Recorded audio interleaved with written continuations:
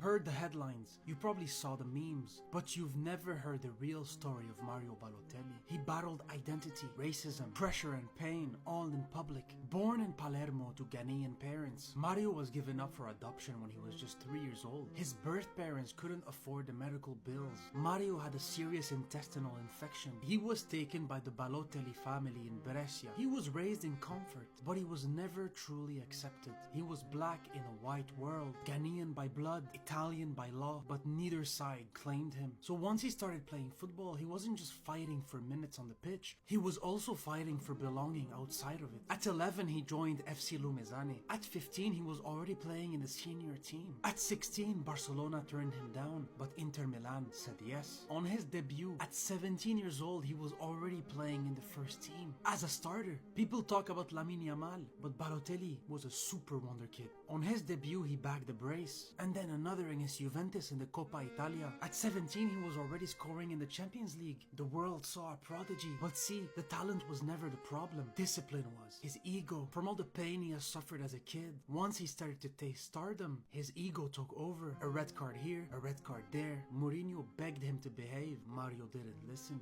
Balotelli turned into a very emotional monster. The newspapers called him a clown and kept saying that he didn't belong in Italy. Regardless of his known behavior, he was just too talented. Manchester City were building a super team and they needed the wonder kid. He joined City, scored screamers, he set off fireworks in his bathroom, played Angry Birds on the bench, and yet he still delivered. A hat-trick against Aston Villa, and then his iconic celebration, the Why Always Me shirt. And then came the most iconic Premier League goal in history, Mario Balotelli's assist to Kun Agüero, the first ever Premier League trophy to Manchester City. Mario is officially part of history. But 2012 was his peak. In the Euros, he destroyed Germany with 2 amazing goals. Removes his jersey, stands topless like a king looking at the crowd. But that wasn't arrogance. That was years of pain, the racism, the monkey chants. And for a brief moment, his skin color didn't matter anymore. He was just Rome's gladiator. But unfortunately, football is cruel. After every high comes the lowest of the lows. Every time he stood on the pitch, he played 2 games. The one with the ball and the one with the world. But he kept moving back to Milan, to Marseille, Brescia, Monza. He went to Turkey and scored one of the most beautiful Rabonas. Now he's back in Italy just waiting for retirement. Mario was Italy's first black superstar and they didn't know how to handle that. Mario Balotelli might be remembered for the crazy character, but the streets will never forget what a baller he really was.